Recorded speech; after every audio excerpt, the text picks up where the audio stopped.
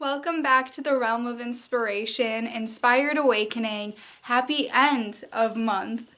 This month of October has been full of a lot of different themes, energies, and it was a new year of abundance. So I was talking with the elves and they were encouraging me to do this new little thing on Inspired Awakening, that every time there's a new year of something, we do kind of a pulse check at the end of the month to see which themes came through energetically that are going to carry us forward into the next month and upcoming year. So I'll do another one of these in February to reflect the solar new year, in March to reflect the lunar new year, in when's the astrological new year? I feel like that's like April, or is it March? So there's going to be a few more of these. They said like the New Year of Abundance, the Solar New Year, the Lunar New Year, and the Astrological New Year are going to be the ones that we're going to watch for themes those months and see what's kind of going on. I didn't know that I was looking for themes in October. But what I already started doing was on social media, doing these monthly recaps for August and September. I did those like recap posts on social media on elfianrealm.nova, on Instagram, and on the Realm of Inspiration Facebook. And I also thought it would be better to just do a video format recap when the months carry so much significance. I'm also probably going to do one as kind of like a self-reflection for the month of November. As for me, that is my New Year start. My birthday is November 9th, so probably talked about it a million times before. I make my birthday a big deal because when I was a little child, I didn't know. I couldn't see my future clearly. I didn't know how long I was gonna live. Like, it was there was so much stress and so much anxiety and so much trauma that I was experiencing. So now I make it a big deal, my physical birthday for me, and not big deal like I want presents and gifts, but to acknowledge it and to, give voice to my physical body, spend a week kind of acknowledging the growth that I've gone through in the past year. So I'll probably do something, for November and things that I noticed in November as well. So maybe this will be every month, or I know for sure for the New Year's, but maybe every month we'll make this as a thing, because I think it's really awesome to sit down and reflect on the previous month, since it's very normal and very common for people to talk about the energy that you're gonna experience in the month. Well, what if we have a way to compare, what was projected for us to experience versus what was actually experienced? Now, I'm not going to pull up the video of the Elfian New Year of Abundance channeling and fully compare that. I'm not going to pull up the color frequency readings and like actually do a deep dive in comparison, but to just have these videos out. And if you want to go and check the color frequency reading and the channeling for the Elfian New Year of Abundance and kind of compare and see what you experienced throughout October personally and what was kind of noticed in comparison to what was projected, because what's projected isn't always necessarily what's gonna happen. So that I thought this would be kind of a fun little thing, and a fun way for me to just kind of clear my mind and talk about all the things I observed, because other than just being, a channeler of the Elfian realm, I am clairaudient. I experienced a very intense clairaudient upgrade that was very painful for my mind and my ears. I wasn't fully aware what was going on. I'll kind of talk about that, just so if you're going through any upgrades for your clairaudiency, maybe you can kind of realize, oh wait, that might be an ascension symptom. So I definitely had that, and with being clairaudient, I also I see the aura of months. That's why I do the color frequency channelings with the elves, just to kind of have them as that confirmation that what I'm seeing is accurate, and we do a little conversation. Okay, this is what I'm seeing. Is this right? Like, yes, okay, so we're going to talk about that. We're going to talk about that, and just do the reading. So definitely check the color frequency reading out for November. Today's October 31st, and this will be out by the evening of October 31st. So tomorrow, definitely be on the lookout for that November 1st color frequency reading of November video.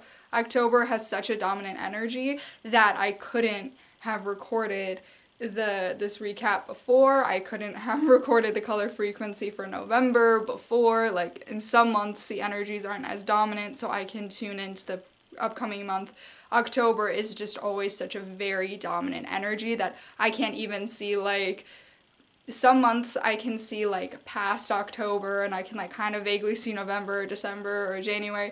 And October I can't. It's just this month. And that's because it's a big shift, it's a big change energy. There's a lot going on in October. And a lot of times you get the inspiration to start doing things, and then you lose all motivation for like a week, and then you get recharged again. That is a common pattern I've noticed in Octobers for my entire life, is that in the beginning of the month I get so inspired to do all of these things. By the like middle of the month I lose all motivation and all inspiration to do anything, and I just kind of have to reset myself, that by the end of the month and the start of November I feel fresh and good to go. And then all of those ideas and things I wanted to implement in the beginning of October I start doing in November. So that's a common thing I've noticed, and that's a common thing with New Year's in general, New Year's of anything. A lot of times New Year's aren't necessarily meant to be these like shiny, bright, happy, fresh start things. You're shifting and you're changing into something new. So you're gonna have the uncomfortableness. You're gonna have the like the icky feelings. You're gonna be feeling change, and that's completely normal. So in the like first month of a new year, you are going to be experiencing a lot of different changes, a lot of different ascension symptoms, a lot of different upgrades, and things are going to start moving and grooving. And then the following month is typically the month of like, this feels like something completely new now, that I spent that month shifting into the new. I always used to think that the month before the new year, you are shifting into the new, but it's always the new year that you're shifting into the new, because how can you shift into the new if you're still in the old energy? So my September was like, I always say my Septembers are like amazing. I love my Septembers. The September energy is always like on point. It's like the start of the fall season. It's a really good energy in September. I love it. I always feel very calm and peaceful, even if I'm going through like a little bit of turbulence. It doesn't stick as much. And then in October, it does kind of stick as much. So it's that end of a year, you do kind of feel that celebration, you feel that peace, that joy, that happiness, and then you get to experiencing the change of something new. It's the same thing in December. I always feel like my Decembers go pretty well, even though I experience some turbulence like everybody does.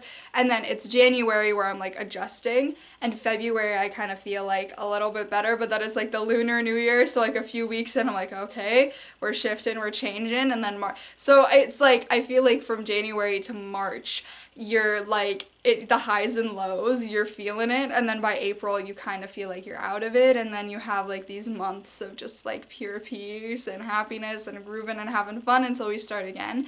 And that's the cycle of just adjusting to new energy and continuing to ascend. The Cosmic Elfian Elemental Elder discussed for the Elfian New Year of Abundance that it is the abundance of ascension, it's abundance of growth. We're riding this wave of like high peaks of ascension, and then kind of waiting for the next thing and moving on to the next, because the goal is that by the time we get closer to the 30s, the 2030s, we as a collective are at a higher ascended level. So these new years of abundance are going to cause a little bit more turbulence in our own personal lives and the external collective world as well, because we are all shifting, and it just is going to progressively, it's the abundance of shifting, it's the abundance of changing, it's the abundance of growth and development. So that is a very common theme that's going to stay with us going forward, and I can tell you I felt that in October 100%. So I'm just going to kind of break down October into each week and what I experienced and what kind of carried over from the previous months that it still stayed as an energy and I think is going to be coming to a close. So I'll start with that, and then I'll break down the weeks. First, in August and September, I always feel like the end of August and early September is the ancestral healing period. It just always feels like the perfect time to work with ancestral healing. Same thing in like the reverse, like the end of February, early March. I feel that as well. So it's that in-between period of like, it's a month. It's like the last 2 weeks of August, first 2 weeks of September, that little month is the perfect time.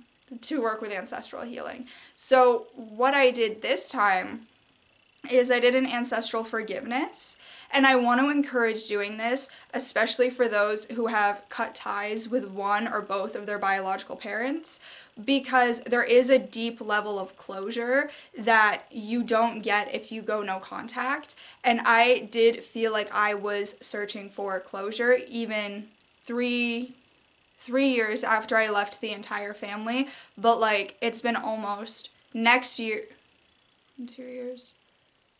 So it's been 8 years, about 8 years, yeah, 8 years since, more than 8 years since I left my biological father. So I was still kind of digging for this closure a little bit. There was still like these missing pieces, and I was holding on to parts of myself and a different identity of myself that didn't resonate anymore because I was still looking for that closure, and it happened so subconsciously. But I was visited, and it happened a year prior as well, that my great-grandfather, who had passed on my paternal side, had come forth to me to try and, deliver messages and connect with me. I was very hesitant to allow that connection because I wanted nothing to do with that family. What I learned when I did allow that connection is he had spent so much time beyond the veil and learning that he is just trying to clear his karma to move forward. So he spent the time reflecting on his life and allowing, the light to come through, seeing the light. And when I connected with him the first time, I got a little bit of closure, but not a lot of closure. I got the feelings of like, okay, he's saying that he acknowledges what he did, but he doesn't regret it. And not that it affected me directly, but it ended up affecting me.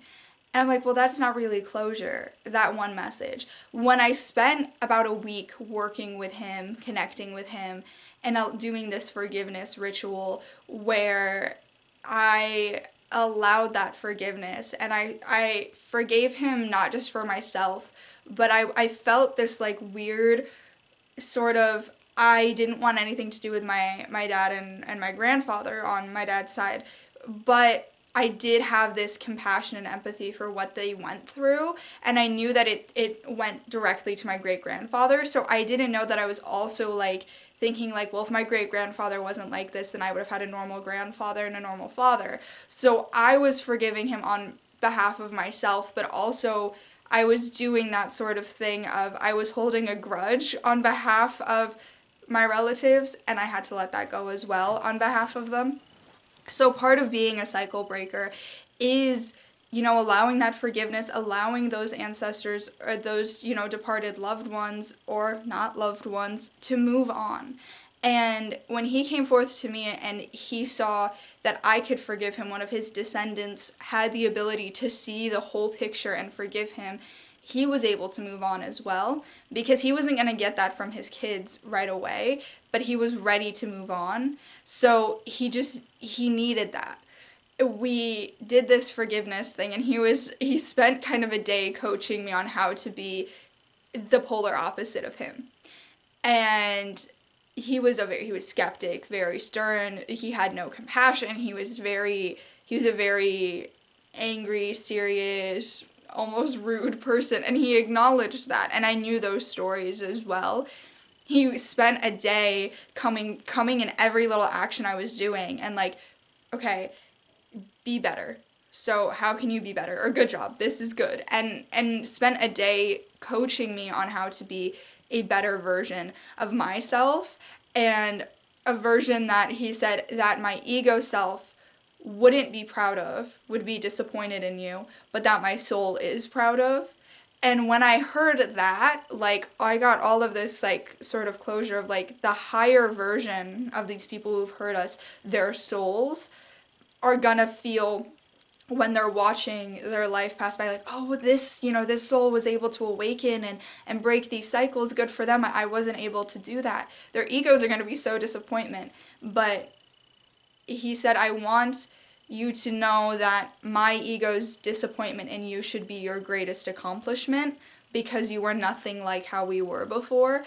And that, again, that connection brought the closure that I felt like I needed to close the book on the old me and the old things that she wanted and that family, and let go of the family completely. And because I changed my last name from that family's last name, and there was always this little like guilt that would come forth every now and again, like, did I do the right thing? And that connection confirmed that I could get rid of the birth certificates, get rid of everything, because I changed everything. So my name is like completely new and completely set in stone and everything. But I was still holding on to some of these papers, some of these documents, some things that just had the old last name on it, and that I wasn't fully ready to let go of that identity, that self, that family fully.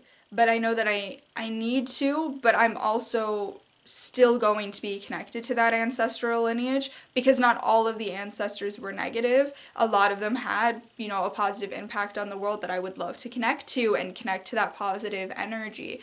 But I also have to clear the negative too. And it's in all my ancestors. Like the elves call it the four. So you have your four, you have your, your grandparents. So your ancestral lineage is tapped into your grandparents. So it's not your like your mom and your dad, it's the four of your grandparents. That's how they see. So they pull through that to connect and see what's going on. So I got four to work with, and I know which ones that I don't necessarily need to work with as much, because there isn't much to break and clear and cleanse, and I don't have soul contracts with like my paternal grandmothers, for example. But I know which ones I do. So I do encourage, if you are, the DNA doesn't define a family, you went no contact with one or both of your parents, to try and tap into the ancestral lineage, because he was able to move on and I got that closure. And there can be a lot of like, I don't want anything to do with them, but it's a soul. And they're not existing in the ego anymore. They're not existing in the physical anymore. And deep, like, if they've been gone for a while and they're trying to like connect to you to move on, they've seen, they know, they will acknowledge the errors of their ways. And it was like so healing when I heard that. So that when I heard that, it's so weird, but like, you're my ego's biggest disappointment, but on a soul level, I'm proud of you. That, I'm like, I'm good with that. I'll take that. That's all I need. And it has carried me through that theme of finally closing the book on all of the old things. When you keep ascending and keep growing, all of the things that don't resonate with you anymore becomes this like split part of your soul, this fragmented part of your soul.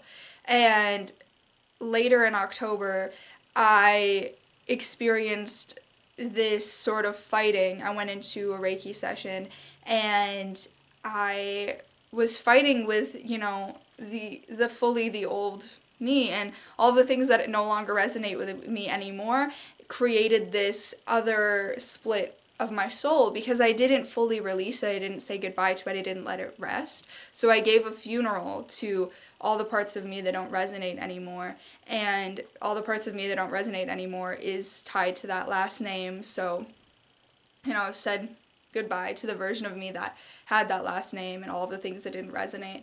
And all of the things that still resonate were the things that were with me through my entire life, that were always connected to who I was going to become. So when I said goodbye to the old me, it was all the things that didn't resonate, all the things that aren't me anymore. But there were so many things I had when I was a kid and growing up that are still who I am today, and that are still positive things that still resonate with my being, and I carry with me, and they were always tied to the last name that I was going to inevitably choose, which was Theo. So that was something that I did in October, and that's something I want to also encourage to do if you did go no contact with your family, your biological family, and you do kind of want to see what still resonates with you from, the trauma self and the healing self. So the trauma self, the self that's still stuck in trauma, versus the healing self, which is you, and what things did you have when you were the trauma self that still resonate? Because even when you were in the trauma self, you were still, so especially if you were a younger child like I was, you're more connected to source when you're younger, and then you get a little bit lost along the way, and then you start connecting to source more to get back to that that full connectiveness that you had when you were a baby. But when you were first starting off, you were pretty, pretty connected, even when you were experiencing all that trauma and all that pain, and maybe you did, not so good things as a result of what you experienced. So you were still a little bit more connected, so you still had some characteristics that were positive. So I spent time reflecting on what was positive from and what still resonates from the old me and what doesn't, and then said goodbye and literally had a funeral and did funeral prayers. And I had some physical papers that I could burn and ashes and let go of the ashes and let that rebirth happen. And that was very, very healing for my inner child self, to know that there are still so many parts of her that are still fully who I am and fully integrated, but be able to let go of the things that she doesn't even want anymore. Like, she didn't like it, she doesn't want it, she wants to say goodbye to it too. So to be able to, in alignment with my inner child self, know what we're saying goodbye to isn't who we were meant to be, and what we are keeping is who we were always meant to be. So that moving forward, definitely a good thing to do. What I learned in the beginning of October, so that was kind of the carryover from the past few months. In the beginning of October, I learned that we need time to process. I did a podcast episode that I'll put in the description of this video, An Hour in Golden Sunshine, which also, if you have any suggestions with what to do with that podcast, because I don't really know anymore what direction it's going in. I have so many episodes on there. But I did kind of a re-return episode about mental clarity, mental cleansing, and protections, energetic protections, because that was something I was feeling so heavily in October, is that our minds need to be cleaned and we need time to process. So I was doing system overload. It's almost like, the best way to describe it is what happened in September and August and early October, and I did, all of the fairs, and I led the class, and I had all of these different ascension things going on. My subconscious brain was having all of these things it needed to process, but it was kind of painful to go through the processing of it all and releasing and all the different parts of processing, that the conscious brain was trying to overload itself with information to distract from the pain. Almost like if you feel cramps or you hurt yourself, you try to distract yourself with something else so the pain doesn't feel as bad. That's what my brain was doing. It was trying to overload itself with information. And I didn't realize that that's what was going on until like the second week of October, when I'm like, what is going on in my brain? I can't process anything.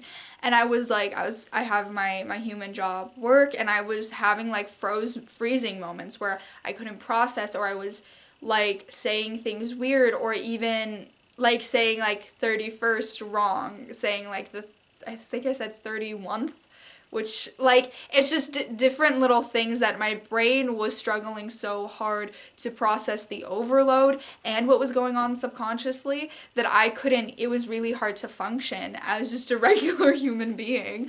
I was, driving, I would go to turn onto a road and not know which lane I'm supposed to go in, and I was getting so overloaded with different things that I kind of needed on the day-to-day that I couldn't do normally. So I figured out pretty quickly that my conscious brain was trying to overload itself. So I had to do some mental clearing, sound diet, cleansing.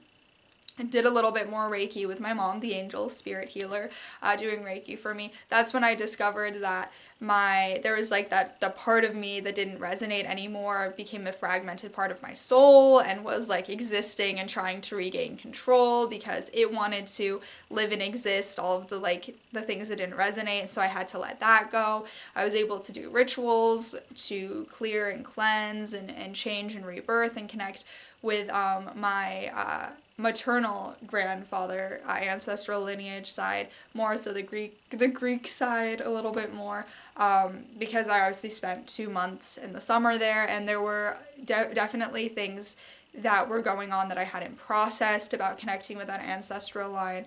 So I was able to do that and able to hear those messages and connect to the great grandfather on my maternal side, one of them. So that was very eye-opening, that when you feel this kind of need to overload your mind, that it's probably coming from the fact that your subconscious is trying to process things. So instead of trying to overload the mind, take time to process, meditate, journal, like take the steps to really like undig, like unbury, unearth what's going on in the, the subconscious of your mind, bring it forth to process it, is very, very necessary moving forward, is the processing everything. We get so overloaded with information in our world, in our society, with like, that's why I try to avoid the news, but then I notice myself like searching for the news. I'm like, why am I doing this? Why am I trying to overload my mind like this? Like, I know that you're trying to process everything going on in your society and your culture and the day-to-day and the politics and this and this and that. And it's too much. It's too much for the mental body. The mental body needs that break to process. So I definitely encourage moving forward, because everyone is going to be experiencing ascensions no matter what level you're at in your journey. Because that's the theme of this new year of abundance, is that abundance of ascension. That you take the time to process and reflect and even talk out what's going on. Like, what helped me was sitting with my Elfian traveler guide, my ascension guide, and being like, this is everything that's on my mind, even though he can already see what's going on there. Like, you can speak to them, not out loud in your head, obviously. But for me, verbalizing everything out loud and sitting in like my little meditative position, meditative state, but I was like, eyes open, talking, and just saying it out loud, like, okay, here's everything that my mind is processing.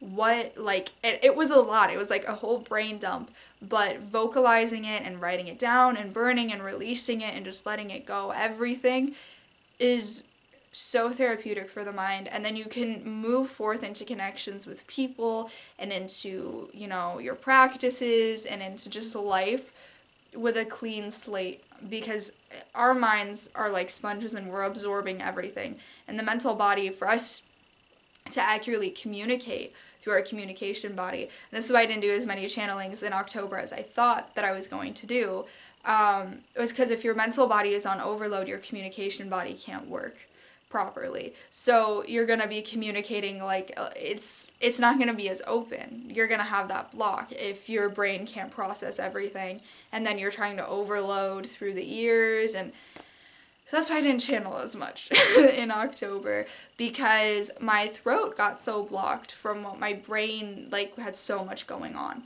So to also be able to articulate yourself in an effective way with other people, I was noticing I was getting in so many disagreements and arguments with my loved ones, with my friends and family and significant other.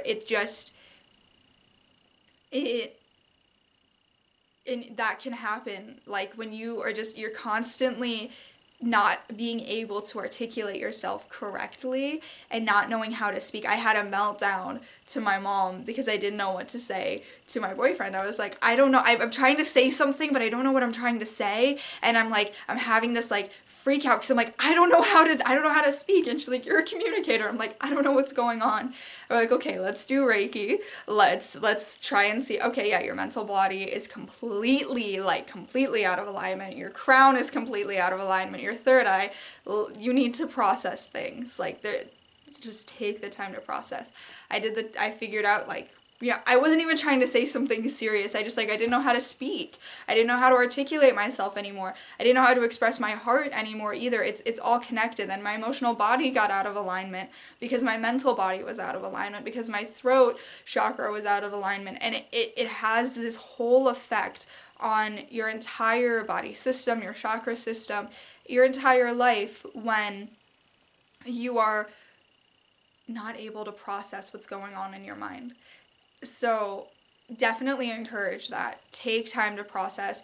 And that's why I want to do this recap for October, because we're so often, again, like I mentioned earlier in this video, so often as readers, as channelers, we look for what are the themes of the upcoming month, and we don't process as much what happened during the month. And that can cause blocks in trying to uncover the themes of the next month because you haven't taken the time to process the previous month.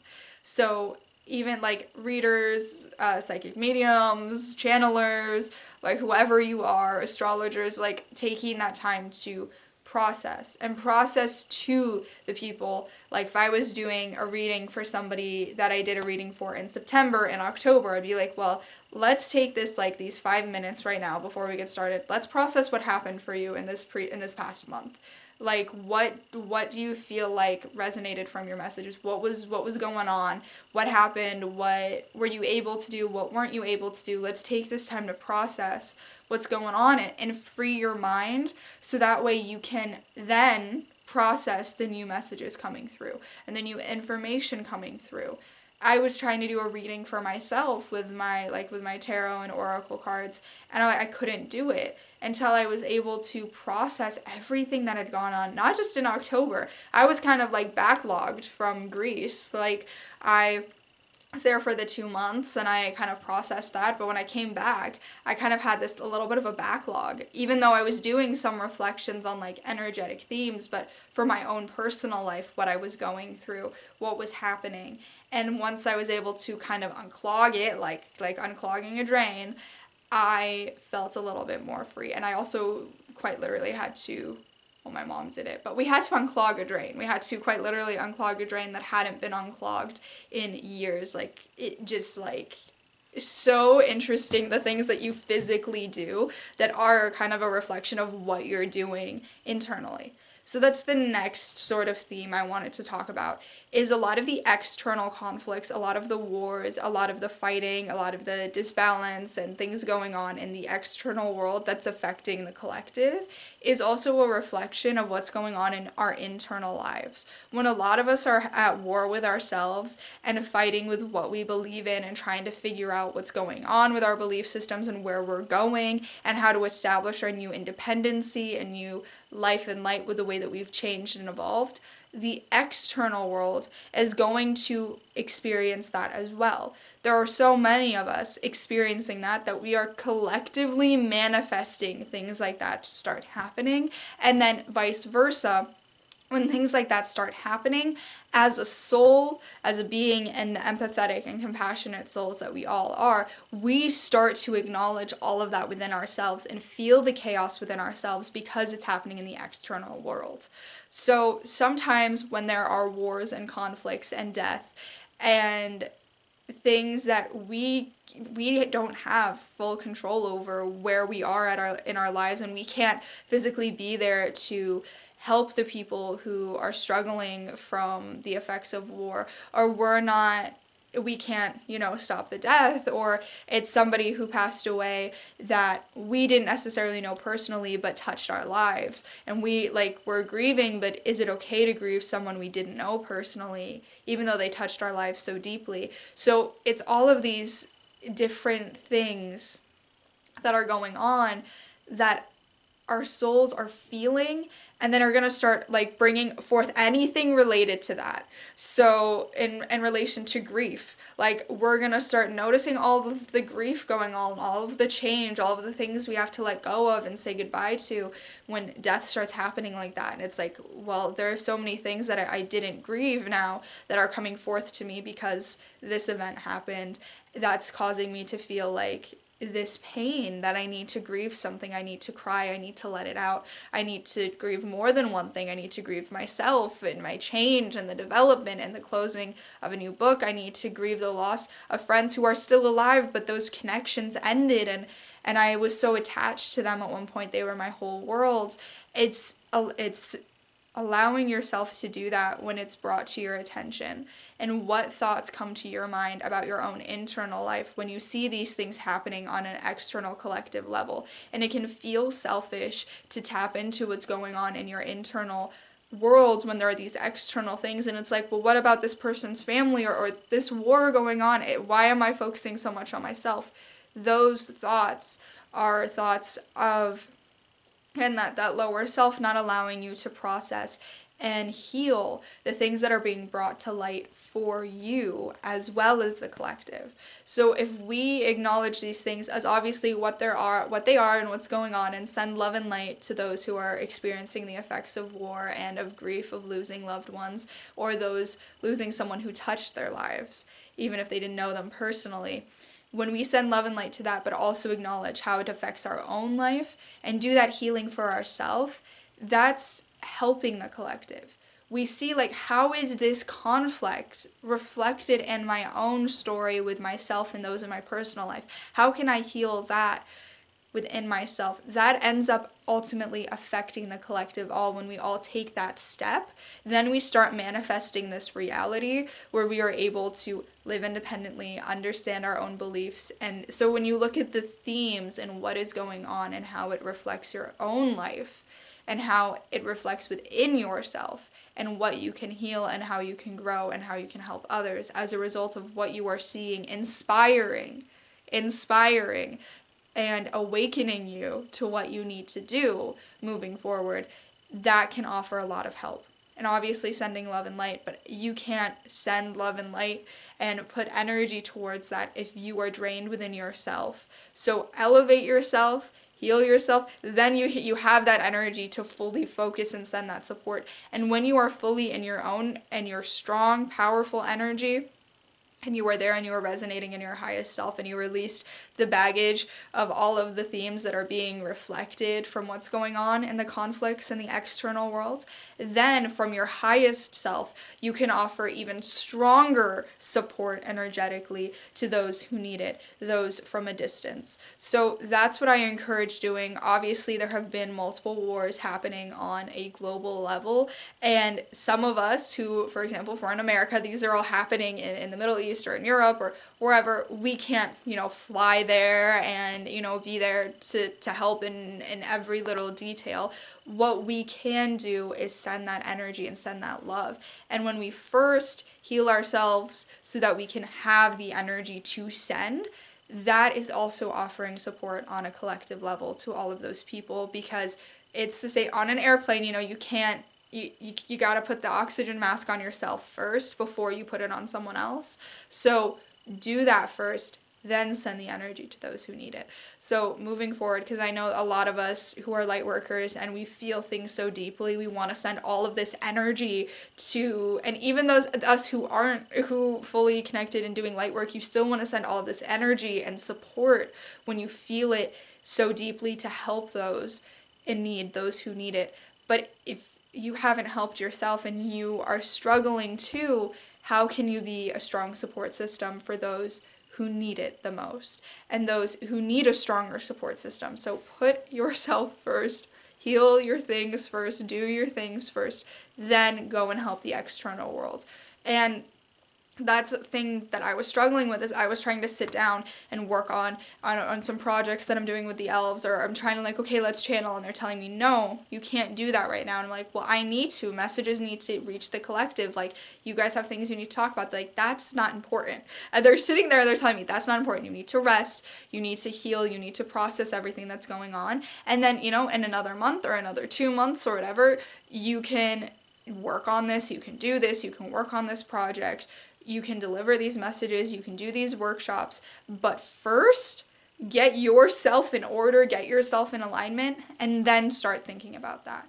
So that's the biggest thing. The biggest thing is that during this time where it's all about external giving and giving and giving and giving, especially when we're entering into gift giving season where it's giving all the time. A lot of us struggle with receiving as well. That's we want to give and we struggle with receiving. That's a common thing that a lot of us humans experience. And some humans like receiving and don't know how to give. So also moving forward is, where do you fall on that spectrum? Because I know that I fall on more giving and I don't know how to receive, and I don't know how to ask for it would be nice if I could get this thing back, but I don't want to push for it. No, it's like, I don't know if I want to receive things, I don't know how to process receiving things. And a lot of that comes from the fear of like, well, maybe there's an ulterior motive, maybe there's this, maybe there's that. So moving forward, understand your relationship with giving and receiving and where you fall on that. Are you an over giver? Are you an over receiver? And that moving forward, understanding that, because I had that theme pop up a lot in October, is like, am I giving too much? And is it okay for me to receive? It's okay for you to receive, and it's okay to give, but understanding where you fall on giving and receiving moving forward, as well as don't give too much that you absolutely have nothing left. And that is also, I mean, energy, because I worked my body to the point of breaking. I'm like, oh, I have all of this, I have this energy right now to give, but I was still trying to process and heal things and experiencing a clairaudient ascension where my ears were hurting a lot. I was having sickness and like sinus issues, throat issues. I was having cellular memory sickness. So I was exhibiting symptoms of, I used to have strep throat a lot as a kid. I stepped foot in the doctor's office that I went to a lot when I was a kid, that building, and I left, and the next day, like, I completely started exhibiting all of that sickness. I would get that sickness when I'd have a block in my throat chakra, which I had a lot when I was a kid. So I started exhibiting all of these. I was like fully throat, chest, sinuses, everything.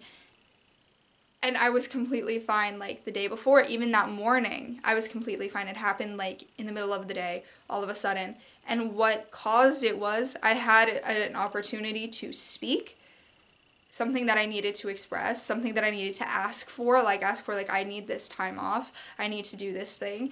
And I didn't take it. And every time I didn't take the opportunity to ask, I just allowed the cellular memory sickness to come forth, and I started having and all of these symptoms, and I had almost, no fever. Like, there was no other reason for like what caused the sickness other than I was having the blockages, and my cellular memory was like, well, how can we tell her that there is a block where we're gonna give all of these symptoms for the sickness that she had when she always had this blockage, to tell her like, hey, you need to speak. And the day that I ended up asking, after I realized what was going on, I ended up asking for what I needed. I'm like, I need this time off, and I need to do this thing, and actually speaking it. One, it's not like where the person I was asking was like, no, you can't do that. It's like, yeah, of course. Like, why? Like, yeah, just like thanks for letting me know. Like, not even like a big deal, but you feel like it's gonna be this big reaction. It's a trauma response. The soreness in my throat completely disappeared. Like, it was gone. I was like, oh, like I can breathe, I can talk, I don't feel this tightness. I'm like, wow. Like, literally 2 minutes after I did that, my throat felt completely better. It was insane, but also everything made so much sense after that. It's like, of course, my body is trying to tell me, like, sending that warning sign of what I know. It's like, this is a deep block. All of us have this deep block of not asking for what we need and working ourselves to the brim until we break and we crack and we physically can't keep going anymore. You want to stop it before it gets to that point. Be like, well, I need this, and this makes me uncomfortable, and I'm not okay with this, and I don't understand why this is happening. Can you explain it to me? Like, when something is causing disbalance and dysresonance, speaking about it, asking for clarity, asking for support, asking for the time off, doing what you need to do so that you don't fully break, because the recovery is going to take longer if you allow yourself to hit that breaking point. So, moving forward, encouraging not to do that as well, especially moving into a season where there is a lot of stuff going on, and always this end of the solar year can be a lot of energy of focusing so much on doing for others and forgetting about self. If you think about, like, I remember watch my kid, as a kid, my mom, especially in America, but like with like Thanksgiving, it's like, well, my mom's like cooking for everybody and doing all of this and this and this and this for everybody, and like worked herself to the breaking point and didn't feel like she could ask for help. And now it's a little bit different. We know, like, okay, I can do this, I can't do this, can you help me do this? We kind of have grown and changed, and also the type of people in our life have changed as well, so not necessarily doing the same things anymore, but it's that thing moving forward where you're wanting to give so much for all of these people.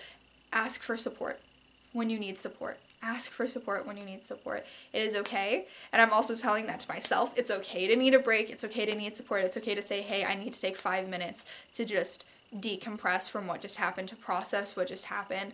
Like, when I work in the human world, and that is, and one day I'm gonna like sit down and fully talk about like the character study that is, because it's so interesting when I do readings for themes of months, and then I see it in different levels of people and different phases of their journey. When I work in the human world, I can see like how it's affecting people around me, and it's such a fascinating thing to see.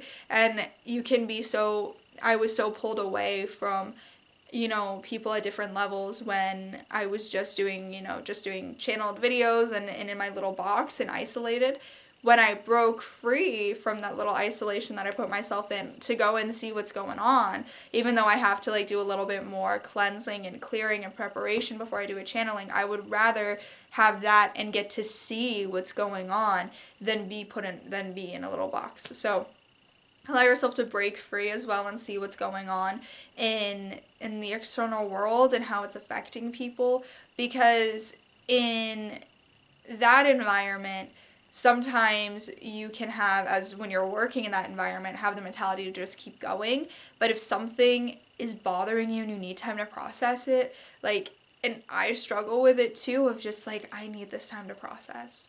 And sometimes there are great people who are going to notice and observe, like, hey, you need time to process. Are you okay?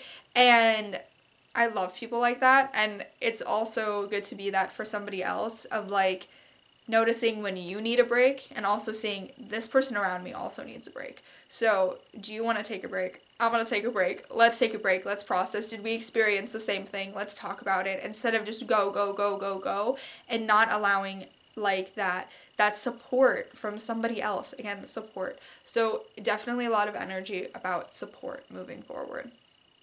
I think the last thing that I noticed about October before I wrap up this recap is that it can be very cloudy.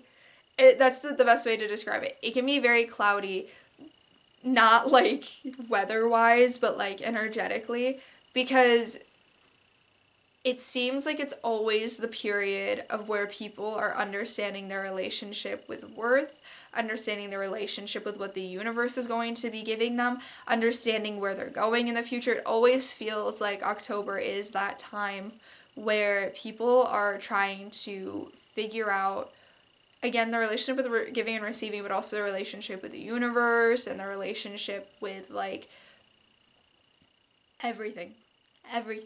I feel like I had so many conversations with people this month about their relationship with honestly everything. Like, am I doing too much? Do I have enough time to do this for me? And there's a lot of that, like a little bit of chaotic, cloudy energy around self and relationship with others. So I always feel like November is lighter. Like I see it, and it's lighter. It's not as gray. It's not as cloudy. However, this past October offered a lot of clarity, a lot of insight, a lot of growth, a lot of change. The October energy fully has changed from what it was the year before. And when the elves were saying that this new year of abundance is completely different than how the frequency of abundance has worked before, I truly see that, because typically Octobers feel like they're always cloudy. I feel like this October there was less cloudiness, and there was a lot of light and a lot of of opening and clearing. So I'm very hopeful that moving forward into the next year that energy fully clears and we can have like very light and freeness. That I think that the cloudiness just comes from the change and the growth and moving forward and becoming a different version of ourselves, on a personal level and collective level. We will continue to ascend, and just because bad things are happening doesn't necessarily mean that we are not ascending. It means that we are, because we are trying to release the things that no longer resonate and start resonating in a new frequency. So when I was having my low points this month, I thought like, okay, like I must be doing something wrong and what's going on. No, it was just a sign that I was experiencing an ascension, and all of that physical pain, that physical sickness. Okay, I realized like it was the funniest thing of my communication body was trying to upgrade, and while it was trying to upgrade, I was also not communicating fully and expressing my needs. And so that made the ascension hurt even more, because it's like, we're trying to upgrade, like over here, like my ears are trying to upgrade, like my throat's trying to upgrade, and it's like, now you're not gonna communicate.